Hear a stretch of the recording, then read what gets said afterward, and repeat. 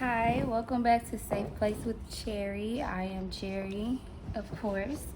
And from here on out, before I start any of my videos, I'm gonna start off by reading like a positive quote. So today the quote I picked, it says, winning doesn't always mean being first. So in my opinion, that means that if you're not where you want to be in life, if you feel like you just in last place when it comes to everything, that means just to keep going, keep pushing through. Don't be focused on anybody else, what they got going on, whether they ahead of you, in the back of you. Just worry about you, worry about where you need to be in life, where you need to go, what you need to do, and focus on that. Okay, and so I'm gonna do a Q&A today. When I had came back from the mental health facility, I had a lot of people question me and email me, DM me when I created my page, asking me certain questions. So I basically just went through them and I picked out certain ones. So I'll just read those out and answer those for y'all. So the first question was, what made you decide to check into a mental health facility? So for you who don't know, I did try to commit suicide in like I think April, almost a year ago, but it was in April, March or April. And I woke up in the hospital, and that was not my first time trying to kill myself. That was just the last time I wanted to do that. So I just decided, once I woke up in the hospital, I decided I'm gonna just go get professional help, take this shit serious, get myself together, get my life back on track. So the second question is, how was your first night there? So my first night there was horrible. My first week there was horrible. I literally cried myself to sleep every single night. Like, it was just a completely different environment for me, so it was weird trying to get used to.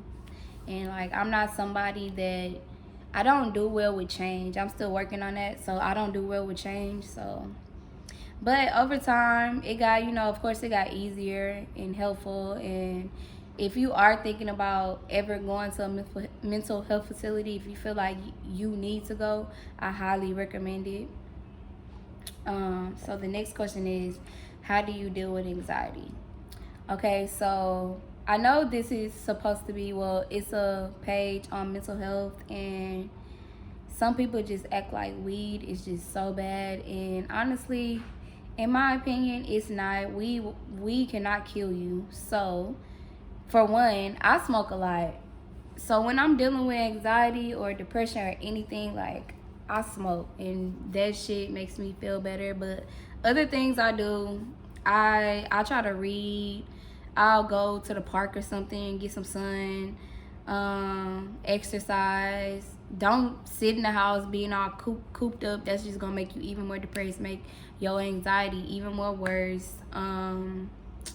What else? It's a lot of things you can do just to occupy yourself. Like, just keep yourself occupied. When it comes to anxiety, you have to learn some type of, I want to say, self-control, because you don't want it to get so bad that you either have an anxiety attack or a panic attack, because that shit is not fun.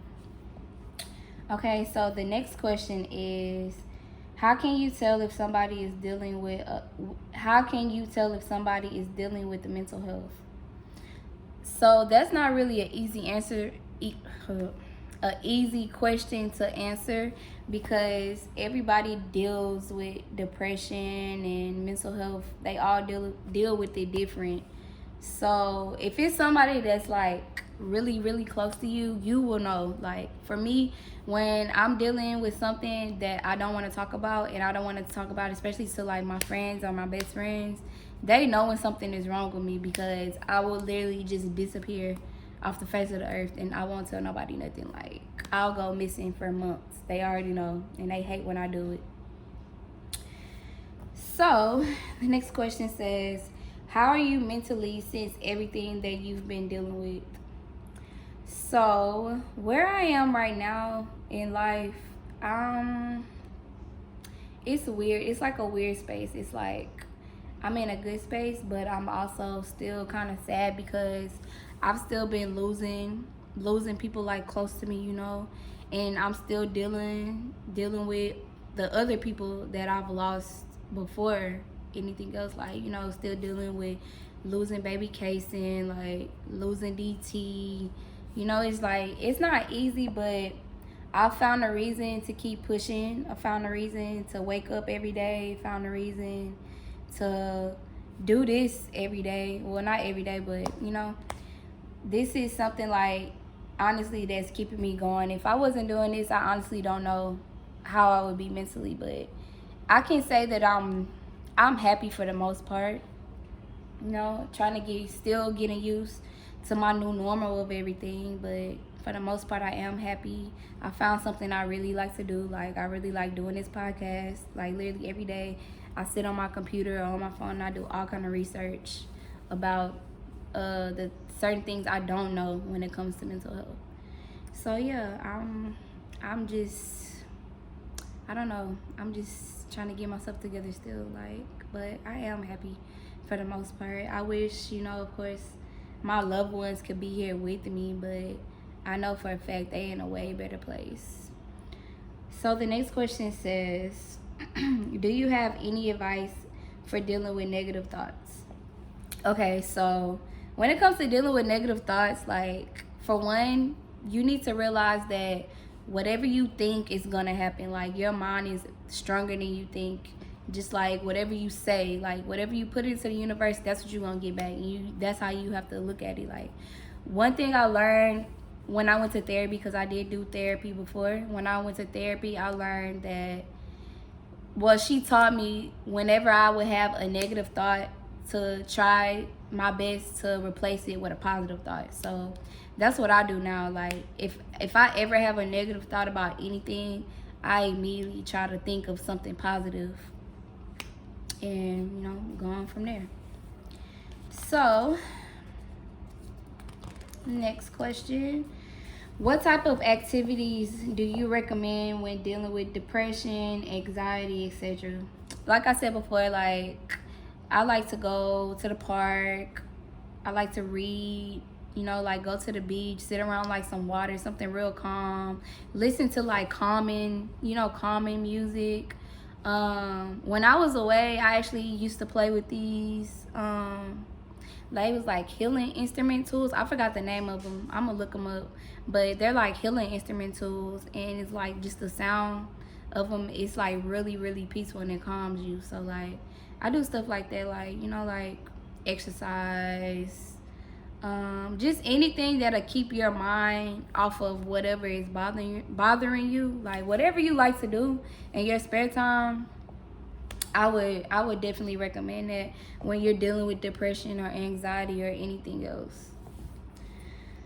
Okay, the next one says, have you ever had a panic attack? If so, what did you do? I have definitely had a panic attack. I've had a few panic attacks. I've had anxiety. I've had every attack you can think of. But so when I first started having them, I would literally just have them and get it over with. But when I went away to a facility, I took like these breathing classes. They had like breathing classes for because like when you get upset, your heart start beating really fast. Even when anxiety attacks, panic attacks, all of that, your heart it'll start beating really, really fast, and you don't want your heart to end up stopping. So I would take these like breathing classes. They'll teach us, like whenever we would get worked up about anything, they would teach us like how to breathe, how to calm ourselves down, and stuff like that. But I would recommend taking some type of breathing class that can help you control your anxiety attacks. The next question says, do you recommend therapy? Yes, I do. I used to be so against therapy, and I honestly don't know why, because I used to feel like it was just weird talking to somebody I don't know like that or telling them my business, but it definitely helps. I promise it does. Like, I've even considered on starting grief therapy, and I'll probably start that next week. I've been looking into it a lot, but yeah, I highly recommend therapy. It will help you a lot. Like, your day will go so much smoother. talking to somebody and getting certain stuff off your chest and going to therapy. They know more than us, so they'll teach you a lot about yourself that you don't even know. Okay, so the next question says, how do you deal with social anxiety? When it comes to social anxiety, I have to be drunk. I ain't gonna lie, I have to either drink or smoke, one of the two. Like, it's that simple. Like, if you don't do either, I'm not saying that you need to do that to not be so socially awkward, but that's what I do. That's what helps me. Like, I'm not really friendly like that with people I don't know. So like, I have to have some kind of drink or smoke just to open up a little. So, next question. Well, this is going to be the last question, actually. So, it says, did being in a mental health facility help you? Yes. Yes, yes, yes. Being in a mental health facility helped me a lot. Like, I felt like, because, you know, when I came, well, a lot of people don't know, but when I came back home, my godbaby passed away. I think, 3 days? I was only here 3 days when my godbaby passed away. And, you know, like, beforehand, before I even went away to a mental health facility, I was already fucked up in the head, like, dealing with a whole bunch of dark-ass shit and trying to kill myself. So, I felt like if I would have never went away and that happened, I definitely would have tried to kill myself again, tried to hurt myself, something would have happened. But yeah, if you have ever like even thought about going to a mental health facility, if it's that serious with you, I highly recommend it. You can reach out to me and I will recommend certain ones, because when I went to 2 different ones. I went to 2 different facilities. So yeah, if you need that type of help, please reach out, because it definitely helps. So that's all for this episode of Safe Place with Cherry. Thank you if you're watching. If you fuck with me, like, comment, subscribe, all of that good stuff. Thank you for watching, and I will see y'all next time.